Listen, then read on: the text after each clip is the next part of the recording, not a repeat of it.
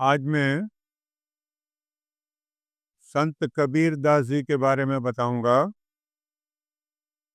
इनका जन्म वाराणसी में एक जगह है लहर तारा। लहर तारा के पास एक तालाब है, अभी भी है। उस तालाब के किनारे एक छोटा सा बच्चा रो रहा था। चारों तरफ देखा गया। नीरू नाम का दुल्हा था और उसकी पत्नी का नाम था नीमा। चारों तरफ देखा, कोई दिखाई नहीं दिया। वो बच्चा रो रहा था। इन्होंने उठा लिया और अपने घर ले गए, क्योंकि इनका कोई अपना बच्चा नहीं था। इन्होंने बड़े लाड प्यार से इसको पाला। यही बच्चा बड़ा होकर कबीर जुलाहा के नाम से प्रसिद्ध हुआ, क्योंकि ये नीरू जी खुद जुलाहा थे, तो आगे जो संतान है वो भी जुलाहा ही बनेगी। तो ये कपड़े भी बिनते थे और साथ में भक्ति भी करते थे कबीरदास जी। भक्ति काफ़ी करते थे। फिर इनको किसी संत ने कहा कि बेटा, आप भक्ति बहुत करते हो लेकिन आपको गुरु बनाना पड़ेगा। बिना गुरु बनाए आपको सफलता नहीं मिलेगी। तो इन्होंने बड़ा पता किया किसको गुरु बनाऊं। फिर इनको पता लगा कि संत रामानंद जी जो हैं वो बहुत पहुँचे हुए संत हैं। उनको अगर गुरु बना लूं तो मेरा भी जीवन सफल हो जाए। फिर ये संत रामानंद जी के पास गए कि मुझे अपना शिष्य बना लीजिए।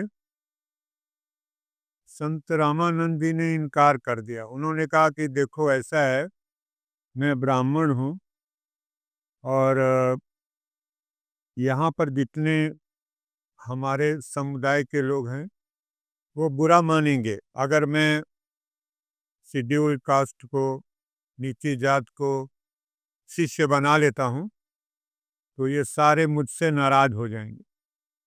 तो इसलिए मैं तुमको शिष्य नहीं बना सकता। अब कबीर दास जी ने बहुत सोचा कि इनको गुरु कैसे बनाऊं। बनाएंगे इसी को। तो कबीर दास जी ने पीछा किया उनका और देखा कि सवेरे 4 बजे ये गंगा जी नहाने जाते हैं। अब इन्होंने सारा रास्ता देखा किधर किधर से जाते हैं, तो ये सीढ़ियों पर एक दिन लेट गए। जिस रास्ते से रामानंद जी जाते थे नहाने, उन्हीं सीढ़ियों पर एक दिन लेट गए कबीरदास जी। तो संत रामानंद जी जब घर से आ रहे थे तो इनका पैर पड़ गया, कबीरदास के ऊपर पैर पड़ गया। वो घबरा गए कि ये क्या हुआ। उन्होंने कहा, राम के राम कहो। इसका अर्थ ये हुआ कि हे राम के बंदे, राम कहो। राम कहो का मतलब ये हुआ कि नाम दे दिया। राम का नाम जपो या राम कहो, एक ही बात है। इन्होंने, संत कबीर जी ने समझ लिया कि मेरे को ही ये कह रहे हैं कि राम के राम कहो, अर्थात हे राम के बंदे, तुम राम का नाम जपो। ये खड़े हो गए। तुरंत खड़े होकर हाथ जोड़कर इन्होंने कहा कि अब आपने मुझे शिष्य बना लिया। रामानंद जी ने कहा कि मैंने तुमको कब शिष्य बनाया। उन्होंने कहा कि अभी तो आपने नाम दिया है मुझे कि राम के राम कहो। तो वही हंसने लग पड़े, कहते ठीक है, मान गया, तुमको शिष्य बना लिया।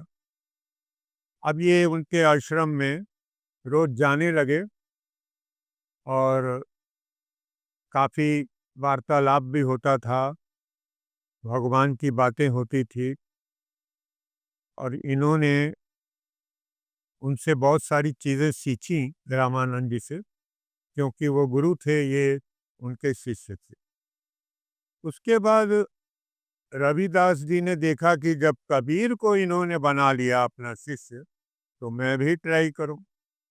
अब वो रविदास जी जो हैं वो भी चमड़े का काम करते थे, उनको चमार कहा जाता था, तो कोई अपना शिष्य बनाने को तैयार ही नहीं था कि मैं शेड्यूल कास्ट को शिष्य नहीं बनाऊंगा। सारे संत जो है मना कर देते थे। अब ये कबीर जी को बना चुके थे शिष्य, तो रविदास जी भी चले गए। उन्होंने कहा जब इसको बनाया तो हमको भी बनाइए। उन्होंने रविदास जी को भी बना लिया शिष्य।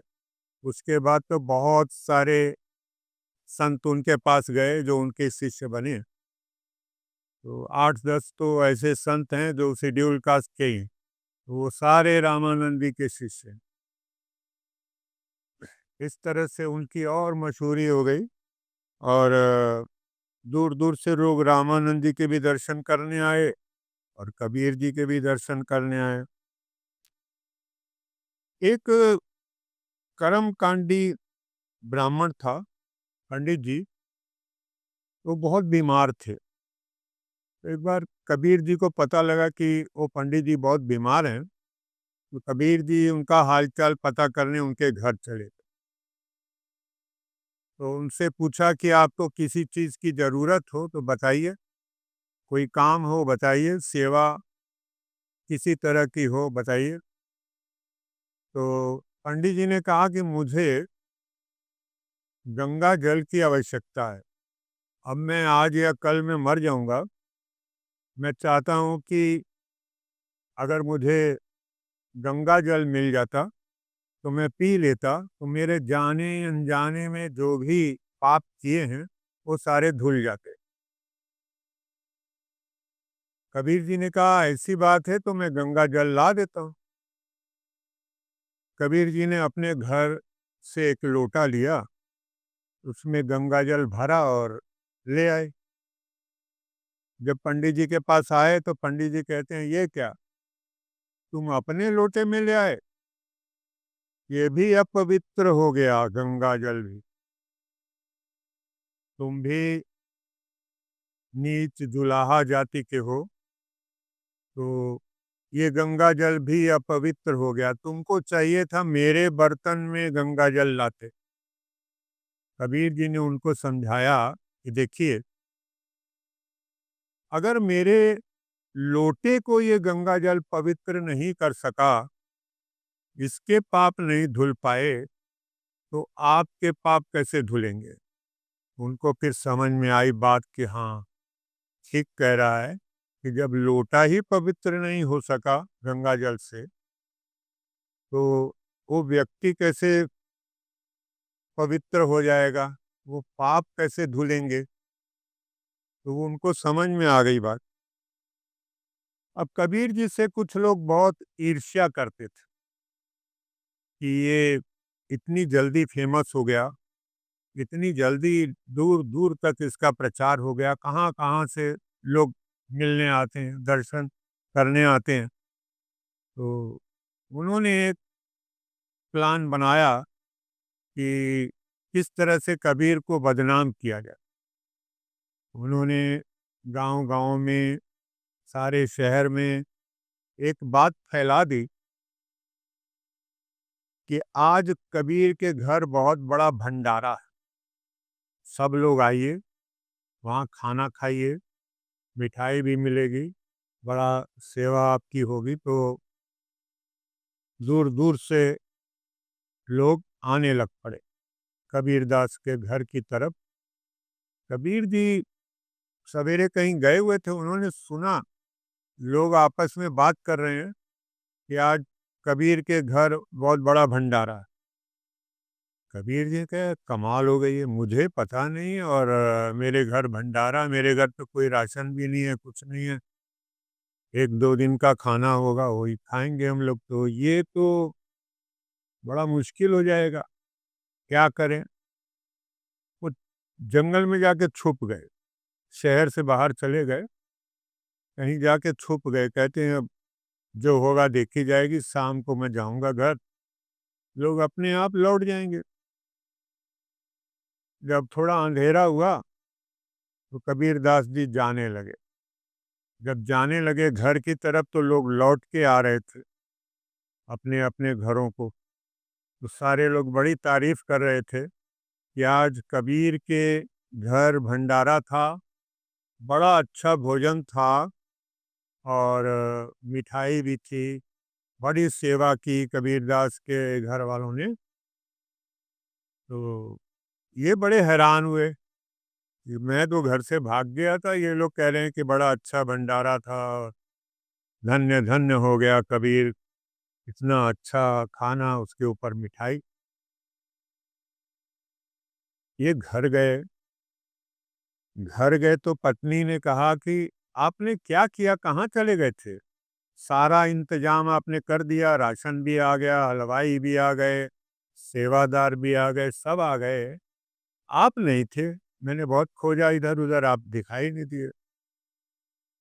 तो कबीर दास जी ने उसको सारी बात बताई कि मैं तो छुप गया था, मेरे पता लग गया था कि मेरे घर भंडारा होगा और लोगों को ये गलत फहमी हो गई है। अब लोग जाएंगे मेरे घर खाना खाने, तो घर पे तो कुछ है ही नहीं है, तो बनाओगी क्या, खिलाओगी क्या? तो मैं छुप गया था जंगल में जाके, अब आ रहा हूँ तो देख रहा हूँ तो लोग बड़ी तारीफ कर रहे हैं कि बहुत अच्छा था।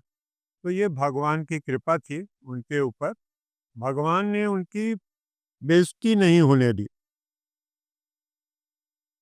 इस तरह से कबीरदास का और प्रचार हो गया कि उसको पता ही नहीं उसके घर भंडारा भी हो गया। एक बार एक व्यक्ति था, वो उनका प्रवचन सुन रहा था, काफी लोग सुनते हैं, वो भी सुन रहा था। उसके बाद वो घर नहीं गया, रुक गया। कबीरदास जी ने कहा, भाई सारे चले गए हैं और तुम यहाँ बैठे हो, क्या बात है, कोई काम है? तो उसने कहा कि हाँ, मुझे कुछ काम है, कुछ बात है आपसे करनी है कि मेरे घर में बड़ा क्लेश रहता है, पत्नी से भी झगड़ा होता है, बच्चों से भी होता है, बड़ा क्लेश रहता है, मैं परेशान हो गया हूँ, कोई उपाय बताइए। अब कबीर जी ने कहा कि अंदर चलो मेरे घर। घर के बाहर ग्राउंड थी, वहां पे कथा करते थे, तो उन्होंने कहा कि चलो मेरे घर अंदर, तो तुम्हारी समस्या का समाधान हम करते हैं। अंदर ले गए, बैठाया। उसके बाद पत्नी को कहा कि भाग्यवान एक दिया जला के ले आओ। ये दोपहर का टाइम था, सवेरे का टाइम। भाग्यवान एक दिया जला के ले आओ। वो दिया जला के ले आई। उसने नहीं पूछा कि सवेरे के टाइम, दोपहर के टाइम दिया क्या करेंगे आप। पति और पत्नी के बीच जो रिश्ता है, विश्वास का है। अगर उन्होंने कहा कि दिया जला के ले आओ, दिया जला के ले आई। अब ये जो व्यक्ति था सोच रहा है पागल वगल है क्या है, सवेरे के टाइम दिया जला के ले आओ। फिर उन्होंने आवाज दी, भाग्यवान कुछ मिठाई ले आओ, जो सज्जन आए इनको मिठाई खिलाई जाए। वो नमकीन ले आई। फिर ये सोचता है कि ये तो मैं गलत जगह आके फंस गया, ये तो खुद ही उल्टी सीधी बातें कर रहे हैं, सवेरे के टाइम दिया जलाओ, मिठाई मंगाई तो नमकीन ले आया। तो वो कहते हैं कि ऐसा है कि तुमको कुछ समझ में आया? वो कहता है, नहीं मुझको तो कुछ भी नहीं समझ में आया, आप क्या कर रहे हैं क्या नहीं कर रहे हैं। पहले दिया मंगवा लिया, फिर अब मिठाई की जगह नमकीन आ गई। उन्होंने कहा देखो, यही समझने की बात है कि मैंने आवाज दी, दिया जला के ले आओ, उसने प्रश्न नहीं किया, उसने कोई क्वेश्चन नहीं किया कि दिया क्या करेंगे। उसने सोच लिया कोई काम होगा, दिया इसलिए मंगा रहे हैं। और जब वो मिठाई की जगह नमकीन ले आई, तो मैंने कोई प्रश्न नहीं किया कि क्यों नमकीन ले आई। मैं समझ गया कि घर में मिठाई नहीं होगी। ऐसा होता है, कई बार घर में नहीं भी होती है मिठाई। घर में मिठाई नहीं होगी, वो नमकीन ले आई। कहता है अब मेरे को सारी बात समझ में आ गई, हमारे घर में क्लेश क्यों होता है। हम लोग छोटी छोटी बातों में झगड़ा करते रहते हैं। आपने मुझे समझा दिया कि एक दूसरे पर विश्वास करो और इन छोटी छोटी बातों पे लड़ो मत, समझो एक दूसरे को। तो मुझे अब सारी बात समझ में आ गई। अब कबीर दास जी ने एक जगह लिखा है, झीनी झीनी रे झीनी चदरिया, दास कबीर जतन से उड़ी, ज्यों की त्यों धर धीनी चदरिया। ये उनका जब अंत समय नजदीक आ रहा था तो उन्होंने ये दोहा लिखा। उनका इतना अपने आप पर विश्वास था कि मैंने जीवन में कोई गलत काम नहीं किया। ये चदरिया का मतलब ये शरीर, उनका मतलब था ये जो हमारा शरीर है, भगवान ने जैसा दिया था वैसा ही मैंने उनको वापिस कर दिया, उनको वापिस कर दूंगा या कर रहा हूं। मैंने कोई दाग नहीं लगने दिया, जीवन में कोई पाप नहीं किया। इसलिए उन्होंने लिखा कि ज्यों की त्यों धर दीनी चदरिया। मैंने ये जो चदरिया है, शरीर है, इसको ज्यों दिया था भगवान ने त्यों वापिस कर रहा हूं। बनारस में कहावत है, काशी में, कि जो वाराणसी काशी बनारस एक ही बात, जो काशी में मरेगा वो सीधा स्वर्ग जाएगा। ये कहावत है, बड़े सालों से चल रही है, हजारों सालों से चल रही है, कि जो काशी में मरेगा वो सीधा स्वर्ग जाएगा। और काशी के पास ही एक जगह है मगहर, और जो मगहर में मरेगा वो नरक में जाएगा। क्यों बनाई है ये बात पता नहीं है, लेकिन हजारों सालों से ये बात चल रही। तो कबीर दास जी ने ये बात सुनी लोगों से। उन्होंने कहा कि अगर मैं काशी में ही मरूंगा तो फिर कितने भी पाप करो, कितने भी गलत बातें करो, अगर मरने के बाद स्वर्ग मिल जाएगा तो मैं जो इतना धार्मिक कार्य कर रहा हूँ, पूजा पाठ करता हूँ या भगवान पे विश्वास करता हूँ, लोगों को भगवान की तरफ लगा रहा हूँ, तो इन सब चीज़ों का क्या फायदा अगर काशी में रहकर मुझे स्वर्ग मिलना ही है। उन्होंने कहा कि ऐसा नहीं है, ऐसा हो नहीं सकता, ये मैं प्रूफ करके दिखाऊंगा। अब कबीर दास ने क्या किया कि अपने अंतिम समय में, उनको पता लग जाता है महात्मा लोगों का कि मेरा अंत समय आ रहा है, कुछ दिन पहले वो मगहर चले गए। मगहर चले गए। वो कहते हैं कि अगर मगहर में मरने से नरक मिलता है तो मैं मगहर जाके मरूंगा, क्योंकि भगवान का क्या एहसान है, मैं इतना अच्छा जीवन जी रहा हूँ, इतने अच्छे कर्म कर रहा हूँ, लोगों को भगवान के रास्ते पे चला रहा हूँ, तो फिर अगर मुझे मगहर में जाने से नरक मिलेगा तो ये सारी काम जो मैं कर रहा हूँ इनका क्या फायदा।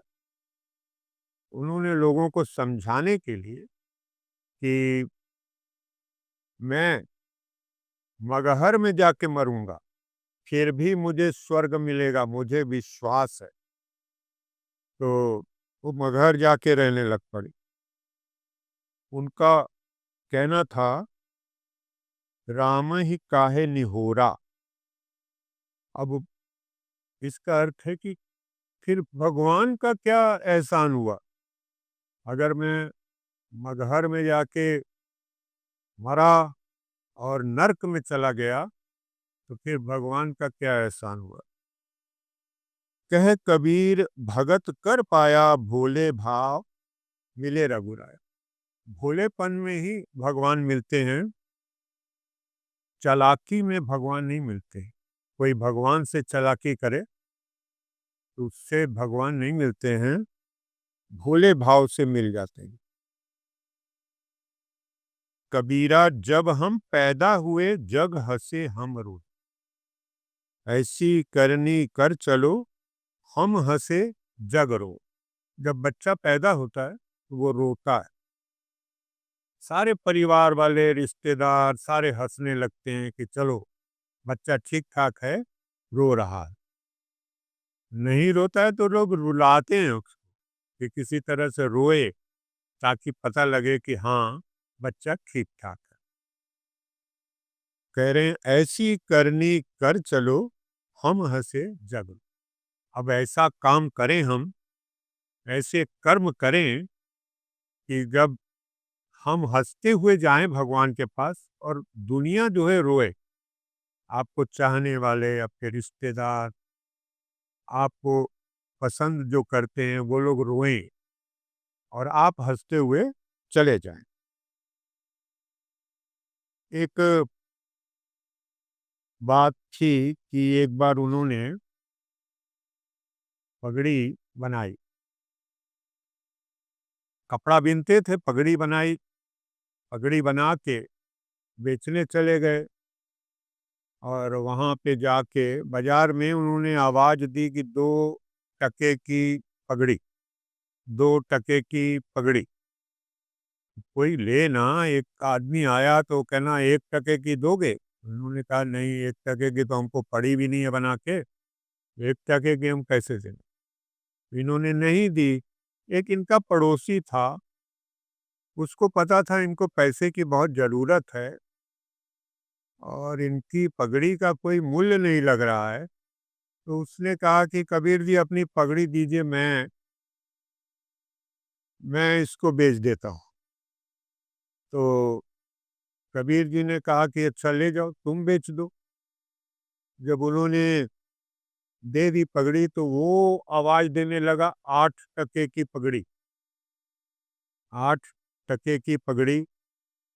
तो एक ग्राहक आया, उसने कहा 6 टके की दोगे? उसने सोचा मन में कि अगर मैंने मना कर दिया तो हो सकता है ना बिके, कबीर जी को पैसे की ज़रूरत है। तो उन्होंने 6 टके की बेच दी और 6 टके लाकर कबीर जी को दे दी। कबीर जी कहने लगे 2 टके की तो मैं बेच नहीं पा रहा था, तुमने 6 टके की कैसे बेच दी? तो उसने बताया कि मैं 8 टके की पगड़ी, 8 टके की पगड़ी चिल्ला रहा था, उसमें एक ग्राहक आ गया, उसने कहा 6 की दोगे? तो मैंने 6 की दे दी।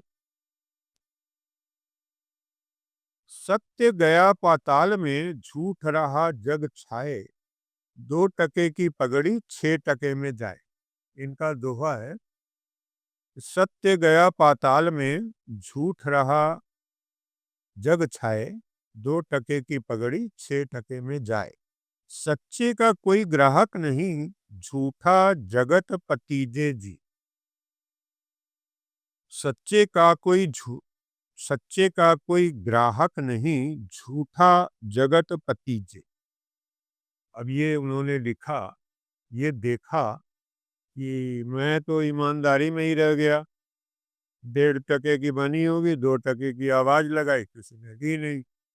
अब वो आवाज़ लगा रहा था 8 टके की, तो 6 टके में बिक गई। तो इस तरह से उनका बड़ा सीधा साधा सा जीवन, बहुत प्यारा जीवन, और उन्होंने कहीं छल कपट नहीं किया और राम राम जपते रहे, क्योंकि उनको गुरु ने राम कहो कहा था, राम के राम कहो। उन्होंने पकड़ लिया राम, राम का नाम लेते रहे और तर गए, स्वर्ग में गए। Thank you, thank you. Hello. मैं 4 कबीर जी के दोहे सुना रहा हूँ अपने स्वर में। आशा है आपको पसंद आएंगे। गुरु गोविंद दोनों खड़े,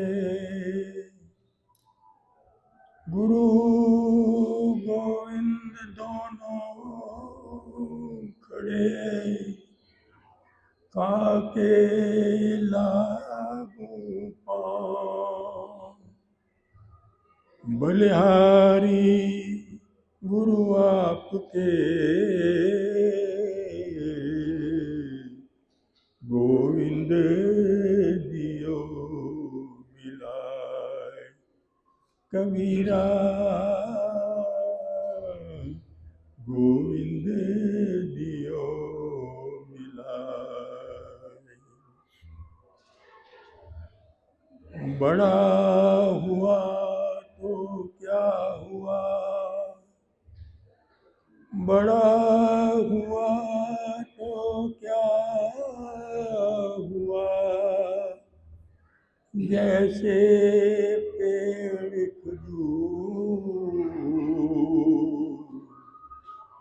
पंछी को छाया नहीं,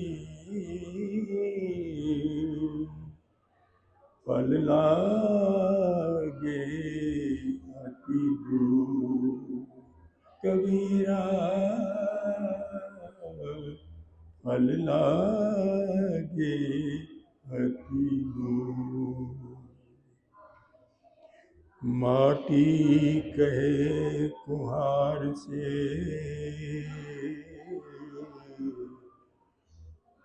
तू क्या रोंदे मोय। माटी कहे कुम्हार से, तू क्या रोंदे मोय। एक दिन ऐसा आएगा,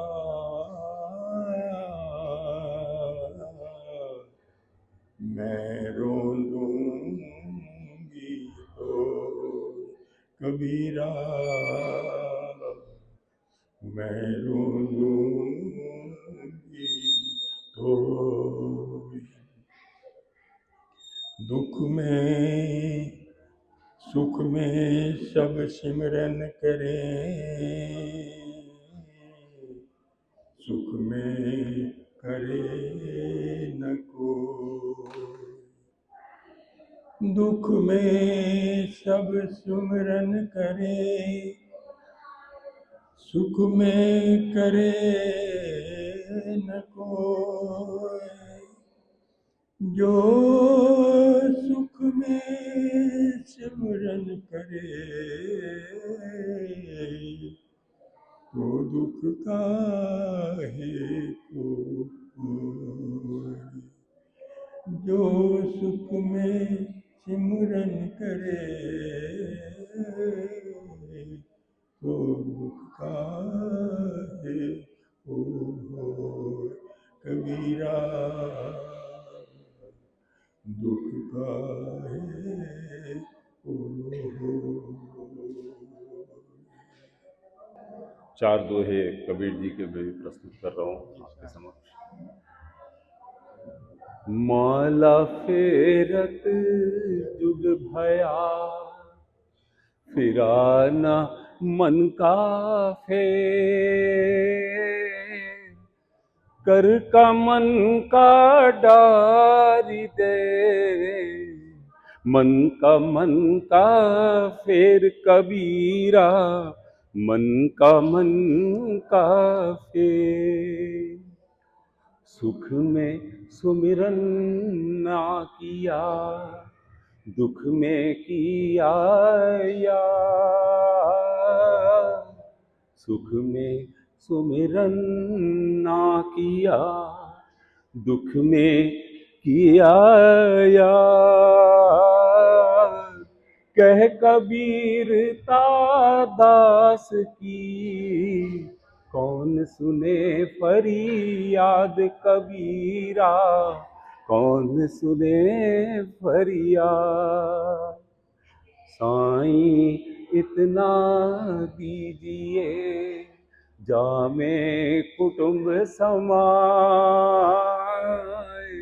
साईं इतना दीजिए जामे कुटुंब समाए, मैं भी भूखा ना रहूं, साधु न भूखा जाए कबीरा, साधु न भूखा जाए। जहाँ दया तहाँ धर्म है, जहाँ लोभ तहाँ पाप, जहाँ दया तहाँ धर्म है, जहाँ लोभ तहाँ पाप, जहाँ क्रोध तहाँ पाप है, जहाँ क्षमा तहाँ आप कबीरा, जहाँ तहाँ कहाँ। Thank you. ਇਹ ਸ਼ਬਦ ਕਬੀਰ ਸਾਹਿਬ ਜੀ ਦਾ ਗੁਰੂ ਗ੍ਰੰਥ ਸਾਹਿਬ ਦੀ ਬਾਣੀ ਵਿੱਚ ਉਚਾਰਨ ਹੈ। ਮੈਂ ਪ੍ਰਸਤੁਤ ਕਰ ਰਹੀ ਹਾਂ। ਸਾਵਲ ਸੁੰਦਰ ਰਾਮਿਆ, सावल सुंदर रामिया, मेरा मन लागा तो है, मेरा मन लागा तो है, मेरा मन लागा तो है, सावल सुंदर रामिया। एक जोत एका मिली, एका मिली, एक जोत एका मिली, एका मिली, किंबा होए महोए, किंबा होए महोए, जित कट नाम ना उपजे, ना उपजे, जित कट नाम ना उपजे, ना उपजे, फूट मरे जन सोए, फूट मरे जन सोए, मेरा मन लागा तो है, मेरा मन लागा तो है, मेरा मन लागा तो है, सावल सुंदर रामैया।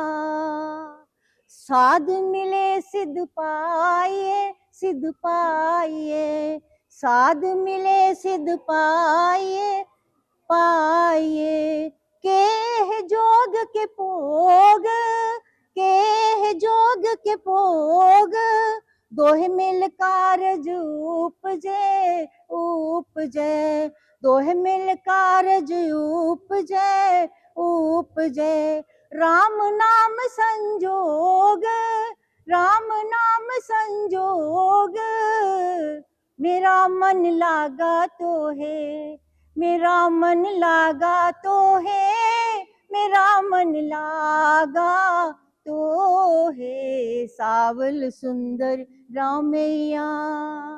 लोग जाने यह गीत है, गीत है, लोग जाने यह गीत है, गीत है, यह तो ब्रह्म विचार, यह तो ब्रह्म विचार, जो काशी उपदेश होए, उपदेश होए, जो काशी उपदेश होए, उपदेश होए, मानस मरती बार, मानस मरती बार, मेरा मन लागा तो है, मेरा मन लागा तो है, मेरा मन लागा तो है, सावल सुंदर रामैया।